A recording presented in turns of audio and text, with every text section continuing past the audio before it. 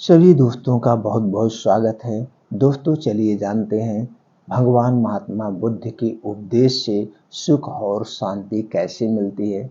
उसके बाद जानेंगे दोस्तों अश्वगंधा खाने का सही समय और इसे कितनी मात्रा में खाना चाहिए और इसके क्या क्या फायदे हैं। दोस्तों पहले सुन लेते हैं उपदेश को।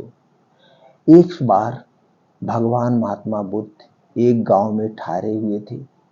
एक व्यक्ति उनके पास आया और बोला, भंते, तुम 30 साल से लोगों को शांति, सत्य और मोक्ष की बात समझा रहे हो, लेकिन कितने लोग हैं जिन्हें मोक्ष प्राप्त हो गया है। बुद्ध उसकी बात सुनकर बोले, तुम आकर मिलो, तब तुम्हारी बात का जवाब मैं दूंगा, लेकिन एक काम करना। क्या?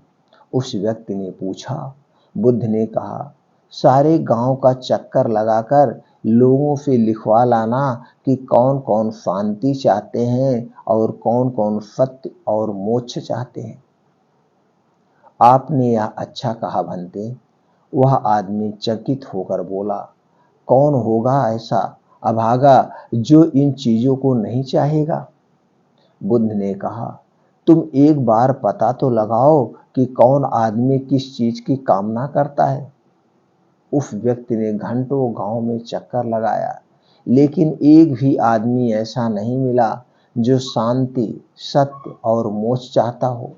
किसी ने कहा मुझे रोगों से छुटकारा चाहिए, किसी ने कहा मुझे संतान चाहिए, किसी ने कहा मुझे नौकरी चाहिए, किसी ने कहा मुझे लंबी उम्र चाहिए। वह व्यक्ति हैरान रह गया। फिर भगवान महात्मा बुद्ध के पास लौट आया और बोला, यह तो बड़ा अजीब गांव है महाराज। कोई कुछ चाहता है, कोई कुछ चाहता है, किंतु शांति, सत्य और मोक्ष की आकांक्षा रखने वाला एक भी आदमी नहीं मिला। बुद्ध ने कहा, इसमें अजीब कुछ नहीं है प्रिवर, इसमें अजीब कुछ नहीं है।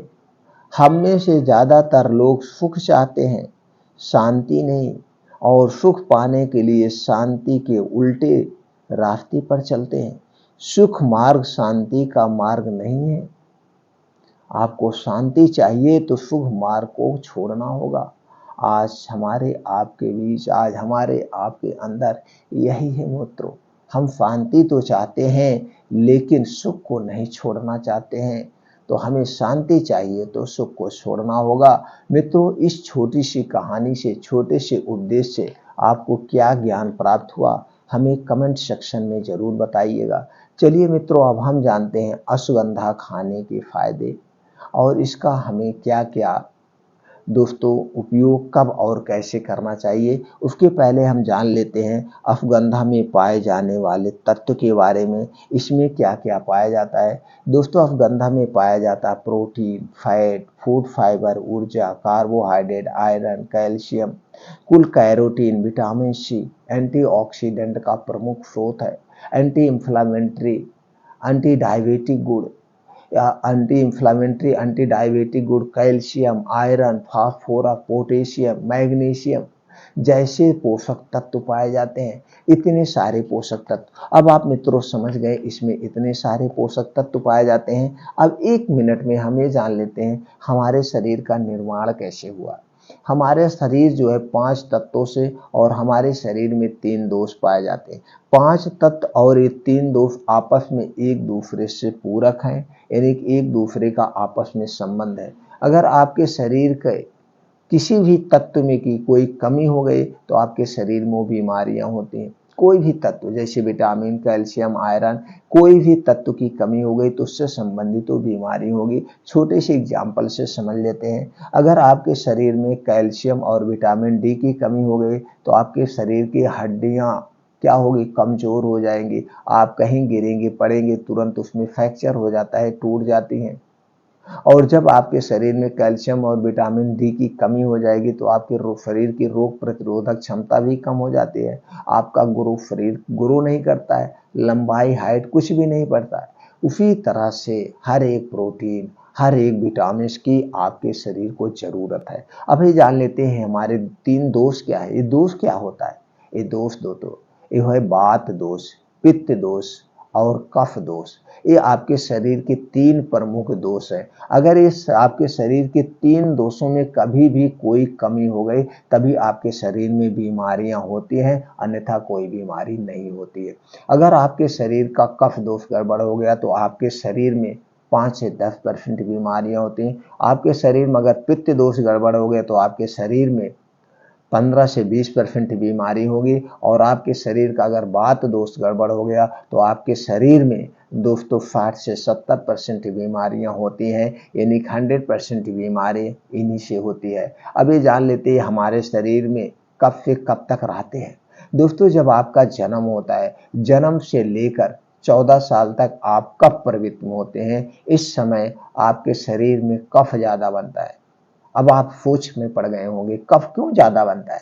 ये दोस्तों हमारा शरीर प्रकृति से बना है। ये कफ हमारे शरीर में भरना बहुत जरूरी है। जब हमारे शरीर में कफ बनता है तभी हमारा शरीर ग्रो करता है, दिमाग हमारा तेज होता है। बशर्ते हमें ये ध्यान देना है कि हमारा शरीर प्रकृति के हिसाब से अपना कफ बनाए। अब हमें ऐसी कोई चीजें नहीं खाना है जिसे खाने से हमारे शरीर में और ज्यादा कफ बने। तो कुछ ऐसी चीजें हैं जब आप इसे खा लेते हैं तो आपके शरीर में और ज्यादा कफ बनने लगता है, तब बीमारियां होती। तो ये बात को आपको ध्यान देना है। उसके बाद आता है हम जब युवा अवस्था में जाते हैं, बाल्यावस्था से युवा अवस्था में जाते हैं, यानी 15 साल से 60 साल के बीच में जब हम जाते हैं तो हमारे शरीर में पित्त प्रवृत्त होती है। इस समय पित्त प्रवृत्त रहती है। सबसे ज्यादा लंबे समय तक हमारे शरीर में पित्त प्रवृत्त ही रहती है। तो हमें ऐसी कोई चीज नहीं खाना है जिससे हमारे शरीर में पित्त यानी गैस एसिडिटी बने। ये चीजें हमें नहीं खाना है, नहीं तो आपको तब पित्त विकार बिगड़ जाएगा तो आपके शरीर में 15 से 20 गंभीर बीमारियां होगी। 15 से 20। अब इसके बाद आता है 60 साल के बाद हमारा शरीर जाता है वात प्रवृत्ति में। हमारे शरीर में इस समय वात रोग ज्यादा होते हैं, वायु ज्यादा बनती है। तो हमें ये ध्यान देना है कि ऐसी कौन सी चीजें हैं जिससे खाने से वात रोग ज्यादा होता है, इस समय ध्यान देना। तो आप समझ गए ये 3 दोष क्या है। 3 दोष हमारे शरीर के सबसे महत्वपूर्ण दोष है। इसके बारे में आपको जितनी जानकारी मिली उतना लीजिए।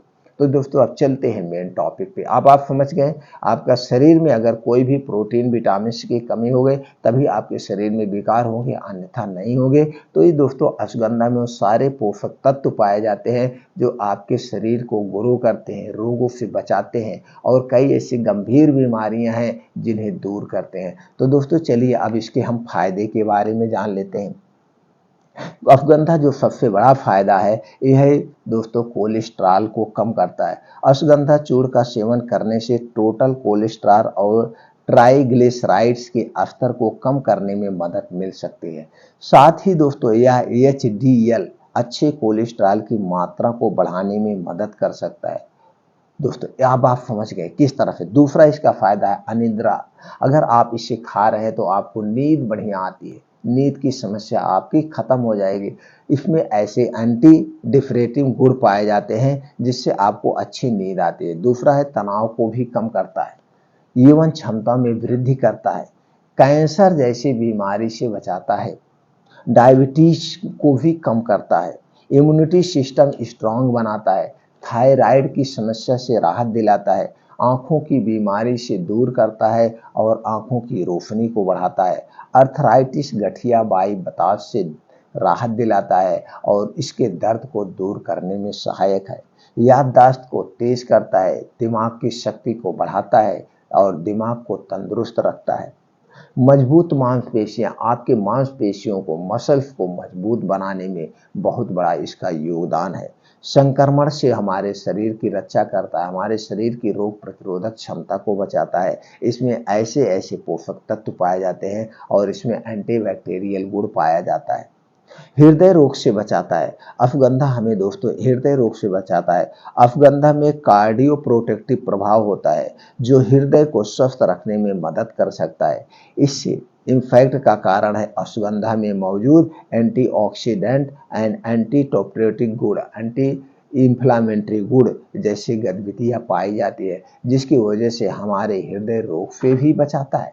अगला फायदा है वजन को कम करने, वजन को बढ़ाने का भी काम करता है और वजन को कम भी करता है। दोनों तरह से हमारे शरीर की रक्षा करता है। चिंता और अवसाद, चिंता और अवसाद से भी हमें बचाता है। इसमें ऐसे गुण पाए जाते हैं जिससे हमें चिंता, एंजाइटी कम करने के में सहायक है दोस्तों। उसके बाद है मस्तिष्क को, आपके मस्तिष्क को, जैसा कि हम ऊपर आपको कह चुके हैं, बता चुके हैं, अश्वगंधा मस्तिष्क के लिए चिंता, अवसाद और तनाव को कम करने में मदद करता है। इसके अलावा हमने आपको ये भी जिक्र किया दोस्तों, ये मस्तिष्क को जो क्या बनता है, तेज बनाता है, क्योंकि इसमें ऐसे ऐसे प्रॉपर्टीज पाई जाती है, ऐसे ऐसे तत्व पाए जाते हैं जो कि हमारे दिमाग को तेज करता है। स्किन, हमारे शरीर की स्किन को मुलायम बनाता है, चमकदार बनाता है, जो रेशे झर्रियाँ पड़ती हैं उसे दूर करता है, एजिंग से भी बचाता है। एजिंग से यानी जो झुर्रियाँ हैं इसे कम करके जमा दिखता है, हमारा चेहरा जमा दिखता, हमारे शरीर हष्ट पुष्ट दिखती है, और घाव भरने में भी मददगार है क्योंकि इसमें एंटी इंफ्लामेटरी गुण पाए जाते हैं। कार्टियोसेल के स्तर को भी कम करने में सहायक है, बालों को स्वस्थ व मुलायम बनाता है, बालों को झड़ने से रोकता है, डैंड्रफ को दूर करता है। इसमें क्या है, डर्मेटाइटिस डर्मेटाइटिस टाइप के तत्व पाए जाते हैं जो कि डैंड्रफ को दूर करने में सहायक है। समय से बालों का पहला, अगर आपके बाल समय से पहले पक रहे हैं तो दोस्तों उसे भी ये रोकता है, क्योंकि इसमें मेलानिन टाइप का एक गुण पाया जाता है, मेलानिन टाइप का एक तत्व पाया जाता है। और मेलानिन का काम क्या है, ये आपके बालों को काला रखता है, स्वस्थ रखता है, मुलायम रखता है। तो दोस्तों इस तरह से अश्वगंधा के 24 जबरदस्त फायदे हैं, 24 तरह की बीमारियों को दूर करता है।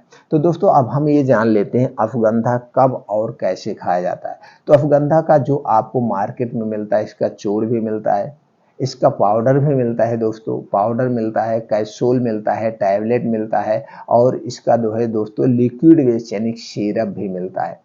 तो आप किसी भी बेस में आप ले सकते हैं, लेकिन जो सबसे ज़्यादा इजी लगता है वो होता है कैप्सूल या चूर्ण को, जो खाने में आसान होता है। आप मान लीजिए खाना शुरू कर रहे हैं तो आप कहीं बाहर चले गए तो टैबलेट रख लिए या डिब्बी रख लिए तो भी आसान होता है।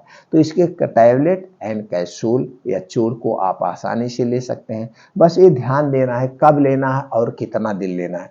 जब भी आप अश्वगंधा का प्रयोग करना, या तो आप किसी बीमारी में प्रयोग करना तो अपने किसी भी आयुर्वेदिक डॉक्टर के संपर्क में प्रयोग करना। अगर ऐसे नॉर्मली आपको लेना है, ताकत के लिए लेना है, शरीर बनाने के लिए लेना है, रोग प्रतिरोधक क्षमता में लेना है, या दोस्तों जितना चीज़ों में हमने बताया ऐसे लेना है, तो इसे लगातार आप 1 महीना लीजिएगा। अगर किसी मर्ज में ले रहे हैं, मर्ज को दूर करने के लिए ले रहे हैं, तो इसे लगातार 3 महीने लिया जाता है।